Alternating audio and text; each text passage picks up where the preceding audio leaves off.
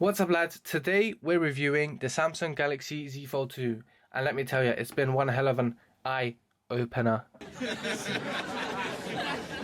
But to be honest, before I actually ordered the phone, I didn't actually think I would like it much because of the crease down the middle. But I did go ahead and pull the trigger because the website I ordered it from were offering a 14-day money-back guarantee. So if I didn't like the phone, I could, no problem, no questions asked, I could return it and get my money back within 14 days. So I thought, why not pull the trigger and go ahead and try it out. Worst case scenario, I'll have to return it.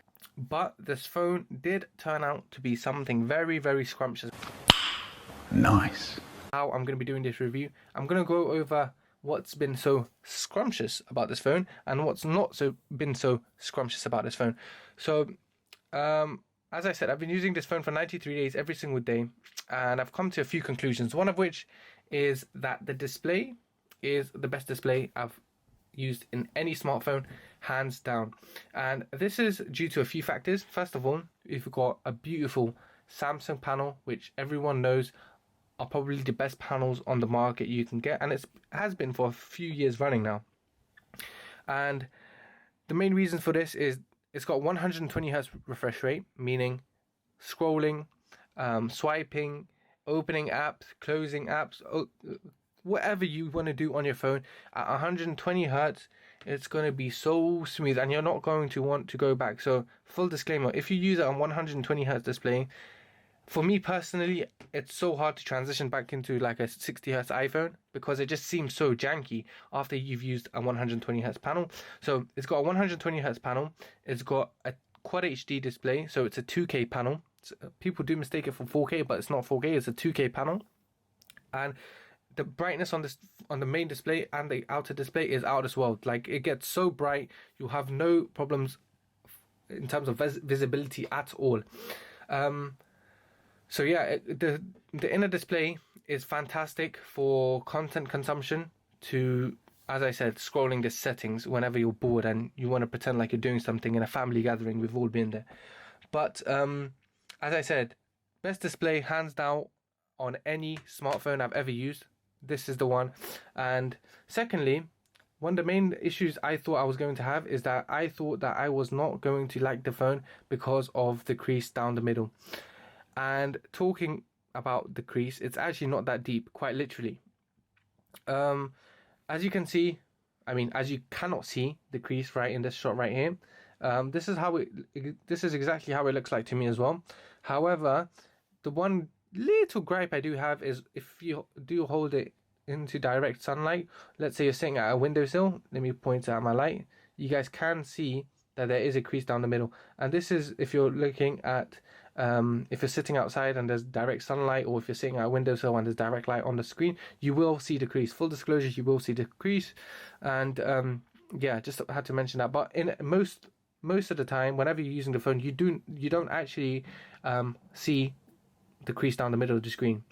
Also, the phone has many features, one of which I'm going to go over just quickly is the Samsung Dex feature. So what this is this is actually one of the most underrated features in Samsung phones right now, where basically if you open up Dex, if you scroll down from a status bar and scroll to the right, you should see it right there. There's a icon called Dex, and what you do is if you open it up, if you just long press it, it basically tells you what it is, and it turns, if you have a smart TV or a smart monitor or something, it turns your big screen into a desktop-like experience, which you can control directly from your phone, which is absolutely, not for me, but for a lot of people, this would be absolutely game-changing, because let's say you don't have access to a laptop, you don't have access to a computer, you can actually turn your phone into a computer. And whilst your phone screen is turned into a computer, you are still able to use your phone. So let's say you had a keyboard and a mouse, you can still use your phone like normal, and you would have a computer. So that is actually very underrated, which I don't think a lot of people talk about too much. So it's just a very good feature for a lot of people. You can stream your gallery, your photos, your movies, or you can scroll the web on the computer, basically, that you have on your monitor. So it's actually a fully fledged computer. You can use Word, Office, all that stuff. So whilst we're on the topic of content consumption, I just wanted to quickly touch on the speakers on this. This phone has stereo speakers, meaning it has two speakers on each side, giving that movie-like experience. And these are fully fledged speakers on both sides. It's not like a little earpiece on the top and a big speaker on the bottom. They're two big speakers on this phone, and these are, again, probably for me, I've used the HTCs, all those older phones with dual speakers, with the Beats integrated speakers in them, and for me, this either comes really close, or I might even say it beats them. The stereo speakers on these are beautiful. Even at max volume, you have hardly any distortion and you have beautiful stereo sound. But just before we move on to the battery life, I just quickly wanted to talk about that front display. The front display is a small step for man and one giant leap for mankind. I mean, just look at the old display, guys. I'm going to put up a picture and just look at the old display. Okay, now look at this display. Like, that is night and day. Okay, don't get me wrong, it is still pretty hard to type or text on, but you do get better with time, because from my own experience, I've typed on this since day one, and first day it was atrocious. And I did change my keyboard to the Google keyboard because I much prefer the Google keyboard, and it does get much easier to type. Like, I can say, hello, my name is Bob, yeah, and I can type that pretty fairly well. However, you do have to give it some time so you can get used to the much narrower keyboard, or you could just use swipe gestures, which make it easy. So yeah, typing is still pretty tricky, and it does get some taking used to. So surprisingly for me, the exterior display on this phone is actually a one-handed device, as in, like, I can use it one-handed, no problem, no questions asked, because of how narrow it is, and it feels very, very nice in the hand, guys. Because of, as I said, because the display is narrower, even though the phone is tall, you have a very, very nice grip of it. Like, you see there, I can touch my fingers, no problem. So that's actually one of the main benefits of having a narrower, I can't even speak. Narrower phone. But anyways, let's move on to the battery life. So I moved to this phone from the Note 20 Ultra, and I've had the Note 20 Ultra for like 3-4 weeks. And because the Note 20 Ultra is actually made in Europe, like the Europe models are obviously made in Europe, and they actually have the Exynos chip. So I used the Exynos chip for around 2 weeks, and I had not too great of an experience with the Note 20 Ultra's battery life, because the Snapdragon phones would get around 8 hours, and the Exynos one, because I'm in Europe, in the UK, I would get around 4.5 to 5 hours of screen on time. So moving on to the Z Fold 2, because this has a Snapdragon chip, I have been getting absolutely phenomenal battery, even better than I had expected. I thought maybe 5 hours, 6 hours, because the bigger display, I'll take it. However, I've been getting 7.5 to 9 hours of screen on time, and that is mainly using the bigger exterior bigger inner 120 Hz display. So that is very, very surprising to me. I was expecting around 5 hours. So if I show you guys into my settings, if I go to my battery, just a quick example, today is Thursday and I have not charged the phone overnight. As you guys can see, I have had, I left the phone on, but it wasn't in charge yesterday, and it was around 75% to 80%-ish. It was around 70 to 75%, and I've already got 5 hours of screen on time without it being charged overnight and losing charge over the night, and I still have 17% left. So that just shows you, and I've been using the main display today because I've been watching YouTube videos and I've been on eBay and Amazon and all that kind of stuff. So that just gives you an example of how good the battery life actually is. So that's that.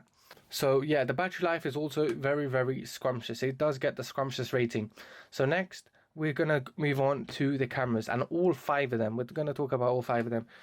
So talking about the exterior cameras, so the 2 selfie cameras are alright. They're above average. They're fantastic in terms of a selfie camera. They're fantastic. I can't fault them. However, I do have to mention that Samsung selfie cameras, they always soften your photos, just like Huawei's.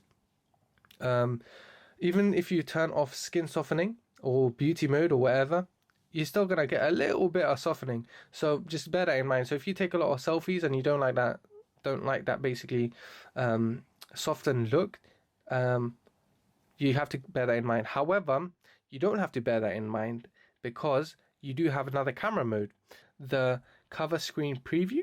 And what that does is you can now go ahead and take selfies using the main cameras, and you can get the exterior screen on, so you can get a nice little selfie. Now that we're on the topic of the main cameras, we've got three cameras. We've got a ultra wide, we've got a zoom, and we've got we've got a wide, ultra wide, and a telephoto. And every single one of them are fantastic. They're second to none. I would say the Pixel and the iPhones probably are the only two phones right now on the market that take better photos than the Fold 2. And even then, if you put them side to side, you're not really going to notice that much of a difference. So the cameras on this are fantastic. And what you do get with these cameras are fantastic, reliable video and photos whenever you pick it up and take a snap or do a quick little record. You're always going to get nice little reliable photos and videos with beautiful quality. So it's not going to be like a hit and miss camera. You're always going to get consistent results, very nice results. And as I said, the only two phones that I would even class above these are the iPhone and the Pixels. So that already says a lot. So we talked about the camera, the battery life, the inner display, the outer display, the speakers. We talked about mainly everything. And I just wanted to finish up about talking about the Hinge. And I just wanted to give a round of applause to this Hinge. As I said, I've been using it for 3 months and I haven't seen any degradation of the Hinge. It's been like this since day one. So, as I said, fantastic quality in terms of the Hinge. So let's talk about the not so juicy about this phone, because we talked about everything that's very nice about it. So let's move on to what's not so juicy about this phone. So first of all, I wanted to talk about the inner display, right? So the inner display comes with this janky, atrocious, I'm sorry, but it was atrocious for me personally, a screen protector, which makes your screen feel like rubber. You don't even, like, as soon as you touched your front main display, you'd see fingerprint after fingerprint after fingerprint. It would be a fingerprint factory. Don't get me wrong, it was a fingerprint factory. You touched the phone, all you saw on your main display was grease. And I highly suggest, if you've already got it or you're thinking about getting it, try it out for like a day or two, and once you're comfortable with everything, rip that off your phone, because it takes away from the whole experience of your phone. And once I've taken off that screen protector, my front display feels like glass. It actually feels hard. It doesn't attract as many fingerprints. It still attracts fingerprints, don't get me wrong, but nowhere near as much. My screen would be full of grease before. Like, I'm not even a greasy person. I don't know where it would come from. It would just be greasy. So I've heard a few other people complain about it too. So yeah, just take it off so you can get the full experience. And if you're worried about scratches or stuff, I've used the phone without a screen protector for like around 2 months now. So I kept it for a month because I was a bit afraid. But as you guys can see, there is not one scratch, and I haven't taken any special care or anything on the display. So this is me just using it like normal, using this phone, closing it, etc. So please do take off the screen protector if you're having the same problems as I was, where the screen is greasy. And I did mention about the little crease in the middle. The only thing that sucks about it is that if you're sitting in direct sunlight and you sit outside a lot to read or whatever, you will see the crease. Yeah, there's no denying that. In direct sunlight or in direct light, you will see the crease on your phone. So bear that in mind whenever you're buying this phone. In normal conditions, no problem at all, as you guys can see, but in direct sunlight, you will see that crease, which is still not a problem for me. But anyways, personal opinion. And the next thing I wanted to quickly touch on is the fingerprint scanner. So first of all, I just wanted to say I love this fingerprint scanner in terms of how fast and responsive it is. You guys can see, if I just go ahead and tap it, it opens up very reliably. It's not like I don't know if you guys have used the in-display fingerprint scanners. It's not like that. It's very fast. It's if you hold your finger on just for a split second longer, it unlocks it. So the fingerprint scanner is very nice. However, whenever I'm holding the phone or like handling the phone, sometimes it automatically triggers the fingerprint scanner and it buzzes, because obviously, like, let's say you're touching it with your palm or whatever. Like right now it's not doing it, but it does it randomly. So sometimes it would recognize your palm or like when you're taking it out of your pocket as a finger, and it would manually ask you to put in the pin because the fingerprint scanner has been touched too many times. So that's just a little gripe I had. However, they may be able to sort it out with software. They may not be able to, but just wanted to quickly mention that. But yeah, guys, that's pretty much it in terms of like the downsides. Three little downsides. Nothing major, but as I said, I did want to mention everything with my experience with this phone. So if you are still watching, I just have to say you're a G. I would like to thank you for watching and staying all the way to the end. It means a lot. And please like, subscribe, share, all that good stuff if you enjoyed the video. And I'm a bit newish. I'm a bit of a newish channel. So if you do want to subscribe, feel free to do so. And on that bombshell, bye bye.